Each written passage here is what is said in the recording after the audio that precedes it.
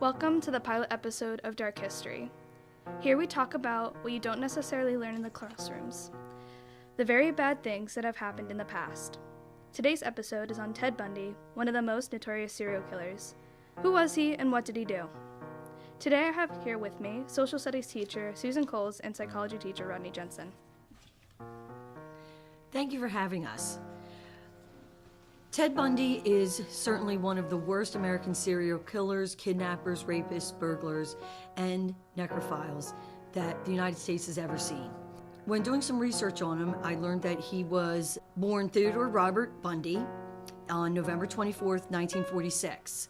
Even the very beginning of his life was somewhat unusual. He was born to a single mom who most likely did not actually know who Ted Bundy's actual father was. He was brought up originally believing that his grandparents were actually his parents. Later on, he learned in life that who his mother was and became enraged about the fact that she had lied to him. His birth certificate technically gave paternity to a salesman and Air Force veteran named Lloyd Marshall, but later his mother Louise claimed that she had been seduced by a sailor whose name may have been Jack Worthington. Years later, however, investigators would find no record of anyone by that name in the Navy or Merchant Marine archives at all. Some family members expressed suspicions, though, that Bundy may have actually been fathered by Louise's own violent, abusive father, which would have been his grandfather, named Sam Cowell, but no material evidence has ever been cited to support or refute this. So he lived his younger years with his grandparents. Later, he and his mother did move, and he was then somewhat raised by his stepfather, who he very much resented and did not get along with. After graduating from high school in 1965, Bundy spent a year at the University of Puget Sound before transferring to the University of Washington in 1966 to study Chinese, actually.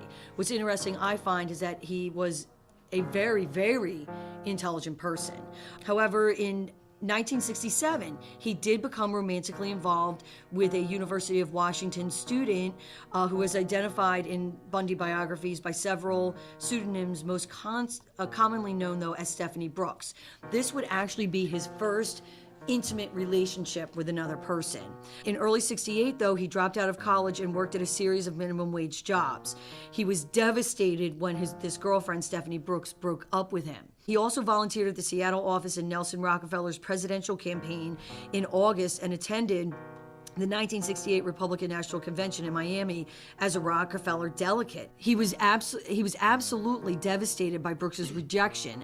Bundy traveled then to Colorado and then farther east, visiting relatives in Arkansas and Philadelphia, and enrolling for one semester at Temple University. This time, in early 1969, Rule believes that Bundy visited the Office of Birth Records in Burlington and confirmed his true parentage. Again, becoming enraged. And like we said before, it's not even 100% sure that the man on his birth certificate is actually his father. It's at this time it is believed that he began his killing. There's no consensus on when or where Bundy actually began killing women.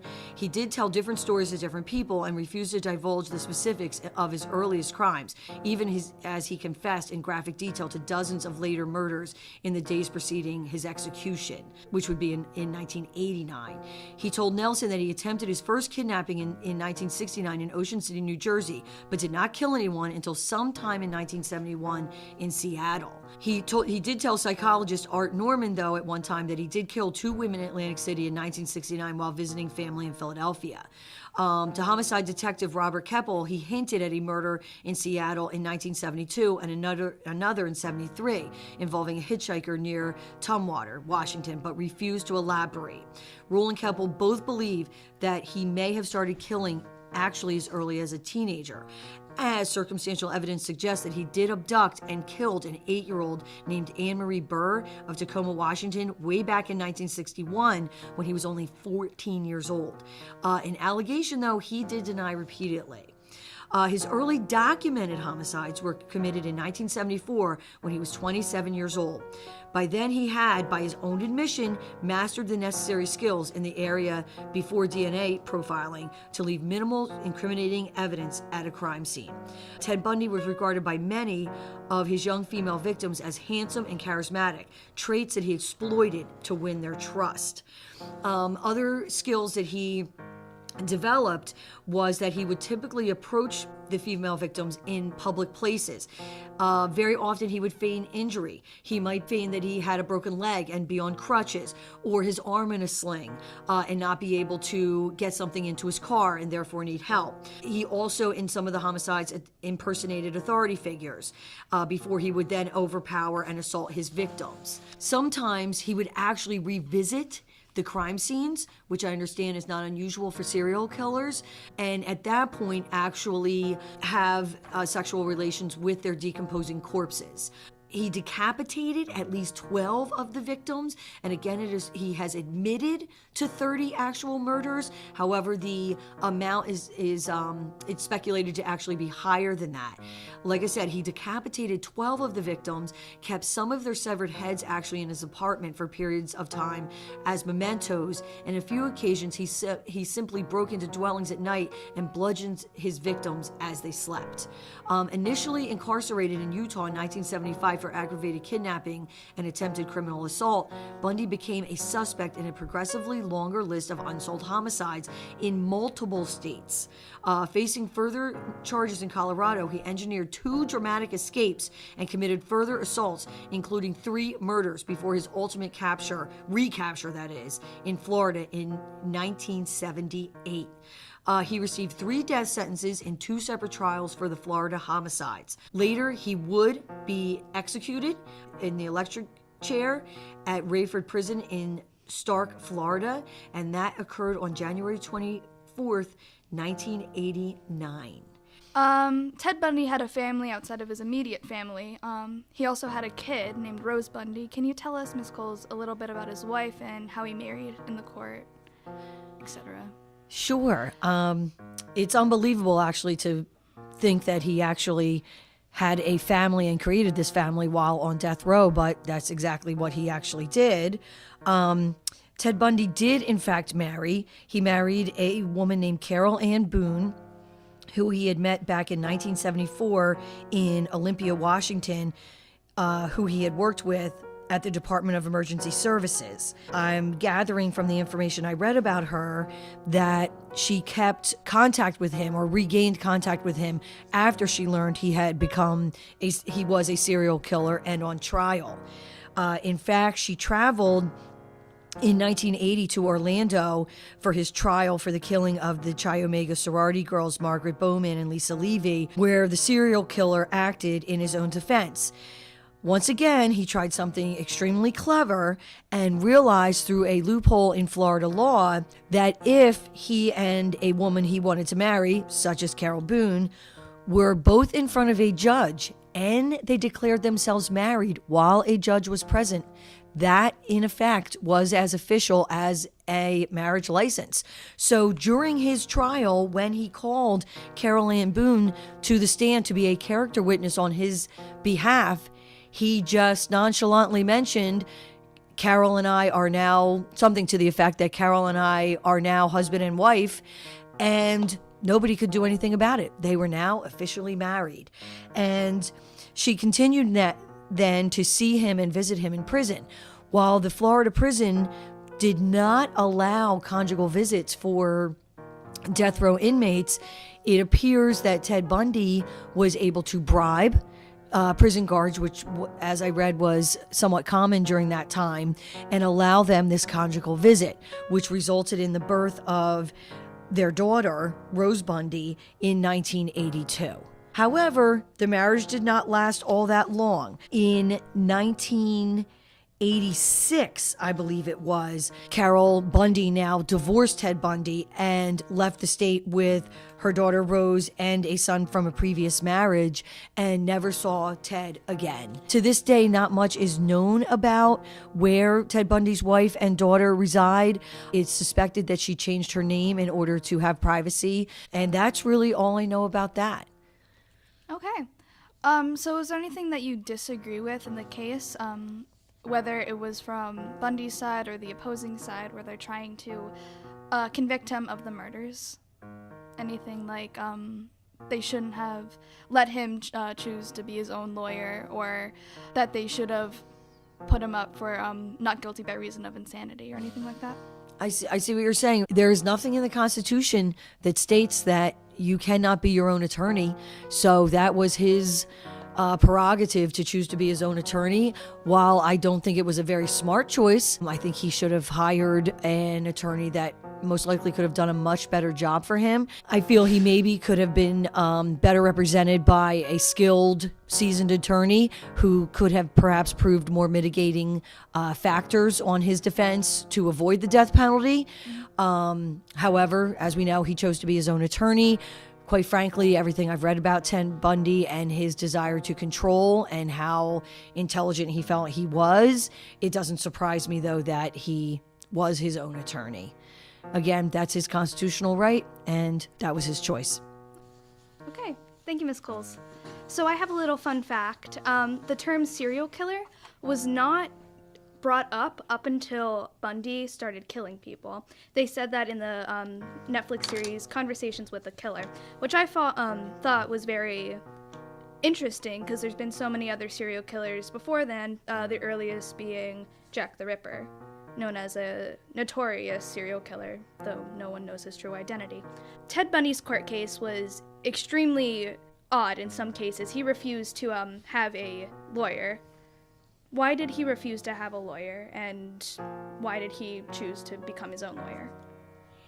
In my opinion, although I'm not an expert, it would speak to his narcissism, that he believed he was just that talented, and for this serious of a case was able to defend himself. And even though he knew everything was stacked against him, I think he probably actually enjoyed taking center stage and once again trying to manipulate people during the trial and seem in control, because of course now that he was caught, he was not in control. And I think with a true narcissist, the objective is to always be in control, which is why I believe anyway he most likely acted as his own attorney. And bringing up the term narcissist, this is my next question for Mr. Jensen. Mr. Jensen, what is a narcissist, and do you agree with the allegations of him being a narcissist? Thanks for having me, Sarah, by the way. No problem. I think it's kind of hard to not have narcissistic personality disorder enter the picture here. Some of the characteristics are an inflated self-worth. That's definitely Bundy. That's Bundy on the trial, wanting to represent himself, not trusting other people to do as good a job as he could. Remember that in college, Ms. Coles mentioned that he studied Chinese, but he spent most of his time studying the law and psychology. Mm-hmm. So, another characteristic of a narcissist is they have grandiose achievements, inflated status. Those would certainly fit Bundy. Narcissists don't practice what you'd call reciprocity. They don't give back in relationships what they get. It's not important to them. They have no empathy, certainly a Bundy characteristic. And then, of course, they didn't do this with Bundy, but you could look at brain scans and you would see things like some structural abnormalities in the cerebral cortex. Your cortex would not light up when expressing empathy if you were a narcissist. Obviously something we didn't do with Bundy, but I kind of wish they would have. Then we'd know your answer. Yeah. So I briefly talked with you about possible mental disorders that Bundy could have had, and you brought up antisocial personality disorder. What is that, and why do you believe he had that? Well, in 1975, Dr. Al Carlisle spent 20 hours talking to and analyzing Bundy in prison. And he's pretty certain that Bundy would be classified as someone with antisocial personality disorder. So with Carlisle, he says there are three processes that go into play here. One would be fantasy, a dark side, murderous fantasies.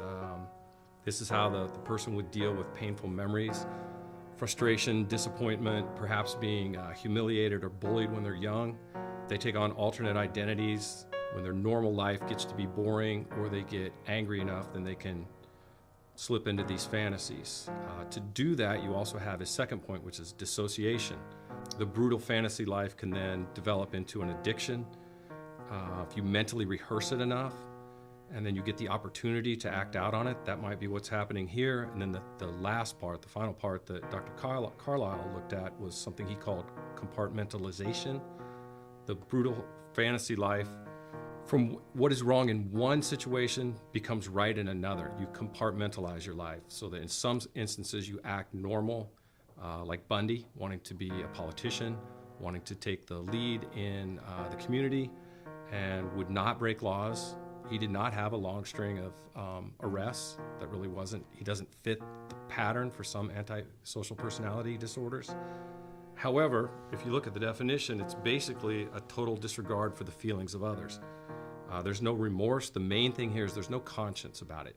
You hurt people, you steal, you rob to the extreme, you kill. You may say you're sorry, you may apologize, but you don't feel it. These are generally, I think as Ms. Coles touched on, these people are generally at least average intelligence, perhaps a little more. It seems to affect about 1% of the population, but if you look at prisons, up to half of male prisoners could be or are diagnosed as antisocial personality disorders. He was, by the way, diagnosed with bipolar disorder during his trial. That's a mental disorder that's characterized by the highs of mania, not sleeping, talking excessively, acting excessively, followed by depression. Bipolar disorder can lead to psychosis and hallucinations, so that also could fit.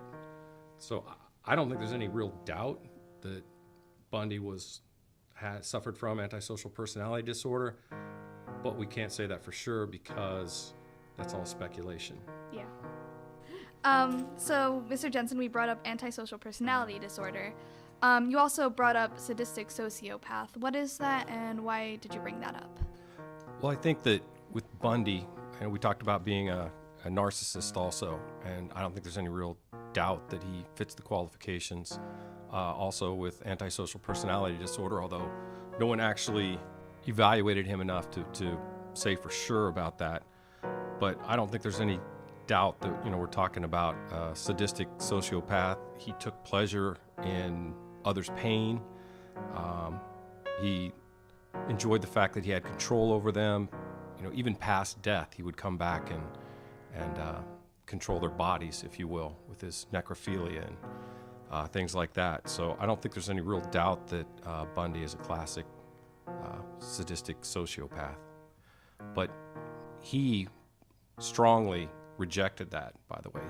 He did not believe he had any mental disorder. Mm-hmm. Okay. I think I recall from the conversations with the killer, he thought that he was completely sane, and when they brought up the possibility of not guilty by reason of insanity, he was absolutely baffled by that, and thought it was an absolutely ridiculous assumption that he was in any way mentally not there. Right. Which I thought was kind of weird since he murdered people. So, do you think there was any reason Ted Bundy targeted college women that looked extremely similar? I do. If you look at some of his early relationships, they were, I guess, obviously younger girls with long brown hair, and many of his victims, an overwhelming majority of his victims, looked a lot like that. The first girl who basically broke his heart, that's a little simplistic, but it's something along those lines. He was definitely trying to fulfill some fantasies, and I think, again, you have to go to the dissociation in his mind. In his mind, he wasn't a killer, at least not all the time. He could justify that in his own mind because part of him was sane and acted rationally and could get along in society, and then he compartmentalized this whole other part of him that was a sadistic killer. Okay, cool. Do you believe that Ted Bundy should have pled not guilty by reason of insanity? Why or why not? I think if he wanted to do what was best for Ted Bundy, he definitely would have gone for an insanity defense. But again, he wanted no part of that. He definitely thought he was not insane. He was insulted by the mere idea that he might be, just like he was insulted by the idea that he might not have been the best lawyer for himself. So I just think it was a route he couldn't take in his mind. And I think he enjoyed the limelight, the trial, everything, right up until he was convicted. I agree with that. Okay, well, unfortunately, that's all the time we have for this episode of Dark History. We hope you enjoyed listening as much as we enjoyed recording it. Check out next time when we discuss the Chernobyl disaster. Thank you, Mr. Jensen and Mrs. Coles, for being here. Thank you. You're welcome. We hope you have a great day. And remember, not only does history repeat itself, but also dark history repeats itself.